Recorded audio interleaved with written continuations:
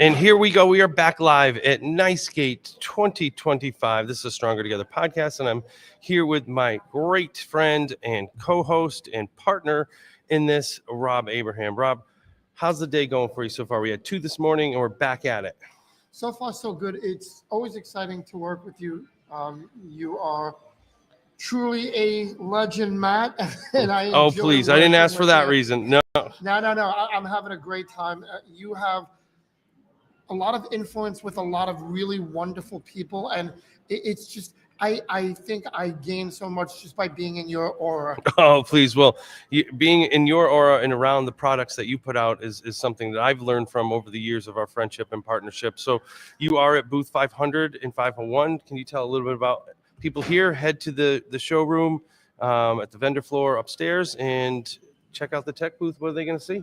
So we have a lot of really cool things. We're going to catch your eye with our smart boards and our robots and our 3D printers. But what we really want you to pay attention to is the people we have up there. We're all educators. And even though we are a company trying to sell you stuff, we're not trying to sell you stuff as much as we are trying to establish a relationship and try to make your life better.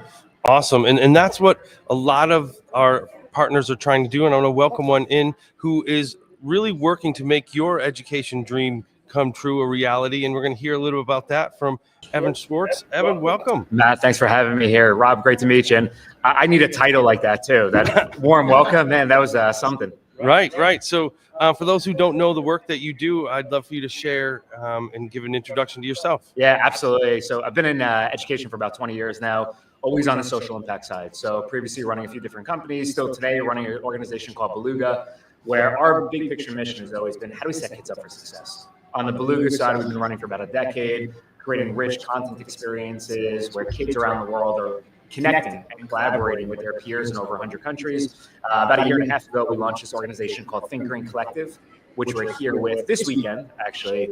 What we do is we want to humanize education. And I know it's this really big topic to unpack. We could be here for weeks doing that. But ultimately, we think today, it's all about the numbers. We're pushing people, students, teachers, administrators through the system and not really embracing the journey. And how do we get back to that human factor? And this does not mean remove AI and remove technology, but more so how do we support teachers, students, and communities where they're able to really show this impact and leverage education by doing so.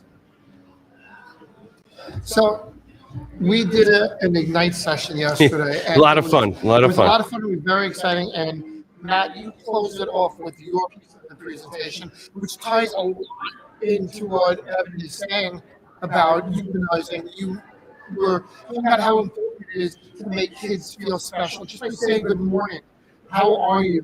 I believe in you. And that's humanizing those children and really making them feel like they have a voice. And that's so important. So hats off to what you're doing. It's not easy. But it's definitely a step in the right direction. Yeah, Rob, you know what? It's funny to say that it's not easy. It takes all of us on that side. I think with Thinkering, we put out this message, and really it was a call to the community to say, hey, is everyone else feeling like this too? And we found pretty quickly today Thinkering within about 8 months is 100 global partners, major research organizations, AI groups, literacy organizations, indigenous populations, you name it. But everyone's at this fork in the road moment and saying something has to give. Ultimately at this point. So I think our power, where we come from and why I think we've seen such quick growth is not just because we're another education vendor or an organization, but it's a true collaborative community effort where everyone knows the work isn't easy, but we're all in education, we're gluttons for punishment, like I always say. How do we really push this thing forward together, support one another, and again, go back to what education can and should be to set our communities up for success. And I know yesterday you had a session, so you don't have one today, Tinkering Together, Humanizing Education, and that seems to be in the work that you do. And for those who are watching, can check down below for the website, visit the website. One of the things that struck me, because in my roles as both a teacher, principal, and now as a district level leader, I loved this visual on the website, curiosity, action, impact. And how is that in the work that you're doing? Yeah, Matt, great question. I appreciate you bringing up the session yesterday too. So what we do at Thinkering is we have all these great partners and philosophies and pedagogies, but really where our work resides is a fellowship program Our fellowship program is a 10-week program where we bring educators in from all over the world, and in so many words say, if there's no red tape, no budget restrictions, no administration challenges or state curriculum mandates, what would you do? We surround those individuals with peers globally in their cohort. We surround them with a mentor. The mentor has been everything from student teacher to keynote speaker. We give them exclusive access to different workshops over those 10 weeks. And ultimately, by the end of the 10 weeks, we expect them to present to us a capstone thesis, we'll call it, of what could education be. What we then do with our teachers, and yesterday's session, our spotlight was awesome. The main value wasn't us. We had one of our New York State educators up there with us. Now we're sharing her project all around sustainable gardens linked to indigenous knowledge and history, which is just phenomenal. But what we then do, instead of just being another PD or a fellowship that says, hey, here's your certificate, best of luck to you, we want to continue it. So we bring them through subject matter experts in, along with research we pair them with, and understand how it aligns to curriculum and how it aligns to standards and all this mapping that they're mandated by. And then the biggest thing that we do is we fund these projects. We bring them to life. Our big picture mission over the next 5 years is to bring about 10,000 educators through the system. And that's where our impact and our action lies. And we believe in, if we're looking at this 5 years out from now, we have all these little points from all over the world that can showcase and model what humanizing impact looks like within education, and we're changing the narrative at that point. Now, you have some things going on here as well. NiceK, we see you walking around, we see you capturing information and memories. What's going on with that? Yeah, so we have with Thinkering a media company as well. And what we realized pretty quickly, while we're offering all this great professional development and organization, what we really are storytellers. And what we want to do is unearth these stories, pull them out of each individual educator and community. So our team has been doing the conference tour, I would say, like a lot of the other people here. We're really looking forward to Thanksgiving on this side. But in so many words, just capturing rich stories from different organizations and experts and keynotes and what is taking place within the community. So we have a few different podcasts, a few different blogs and streams. One of the ones that we just announced actually here at NiceK is we're launching a new podcast called 50 States of Education, where we're going around the world and really tapping in, or going around the country, excuse me, really tapping into the pulse of what's taking place locally, and then how do we put out those sharings to the educators, to the administrators and district leaders, not just about what curriculum is coming down the line, but how do we put practical information into place? So where our media really lies is inspiration and innovation, not from us, it's from our community on that side. So we're doing that at NiceK. You'll see our guy Garrett running around with a man on the street style, doing some great work. But capturing stories, I think, is everything. And it's 25, 26. We need to be inspired in that community, right? It's not easy being in this industry today. So what you guys are doing, sharing stories, any other media player here too, is just keep doing what you're doing. It's important.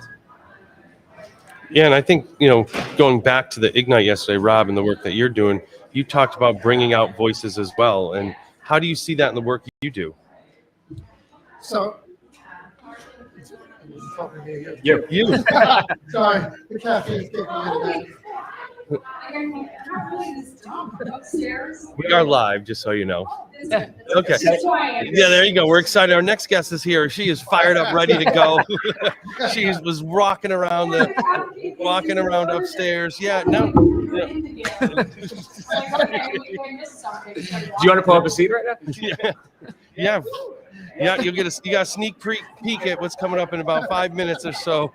We're very excited to have Catherine in with us. But Rob, what I was sharing with you, how does that work? How does the work that you do kind of blend into the work that Evin is talking about of humanizing the education and the work? So my goal as the director of education is to go out to schools, to districts, even to state individuals, and everybody's in it together. They may be working in a school district, they may be working in a different state, they may be working in their own little classroom area. But like Evin said, it's about the kids. At the end of the day, it's about the kids. And what we do as a company, what I do in my role is try to make sense of what's needed and how to meet those needs. So that's just important. That's awesome. Make sure to head up and see that in action. I was there yesterday. A lot of things going on. So 2 more questions for you, Evin. One for me, and then Rob gets to take us home. But how many How many times have you been to Nice Skate? This is my first time at Nice Skate. First time? Yeah. But you've been to other events. I've been to events all over the world. So what has struck you about being here? It's one of my favorite events. There's so many great things happening. What is something that you've taken in this year being here? For sure. Well, I am a born and raised New Yorker, so this is okay. a great thing to, first of all, hear the accents, right? we know where we're at right now, which is a great thing. But no, more than anything, it's what's the innovation taking place. And I think the nice thing about conferences like this, it's the community. You know, you really see people are here to help. People are having conversations. They want to be approached. I think a lot of the bigger conferences, and this is a pretty big conference, but a lot of the bigger conferences you get into, and it's standoff. Right? Like I can never approach that person. This one is open arms. The organizers have been absolutely amazing to let us in, speak with people, have our sessions, and it's teacher voice. I think that's my biggest takeaway. If I had to say one this weekend, is you're hearing teachers speak, you're seeing them model. And the future is bright in New York. I'm excited about it. Awesome. Yeah, this is a big conference with a little conference feel. That's exactly it. That's why I love it. It's just, it makes you feel welcome, not overwhelmed. So that's cool. So I have a question for you. The name of the podcast, Stronger Together. So my question is, when you hear that term, Stronger Together, what does that mean to you? Oh man, this is another question that we can unwrap. But Stronger Together is everything in education. I would say, like this is the missing link. And we see this all the time, both on my Beluga side and my Thinkering side, is for some reason, school does not believe they could truly approach community. So how do we knock down that fourth wall? I think this is a concept that over the last 20 years, what we've really helped support schools with is how do you bridge classroom to community? And understand schools, at the heart of it, are the pulse, right, of every community, whether large or small. So if we're really looking at Stronger Together, which I love the title of that one too, is this is a mentality to embrace.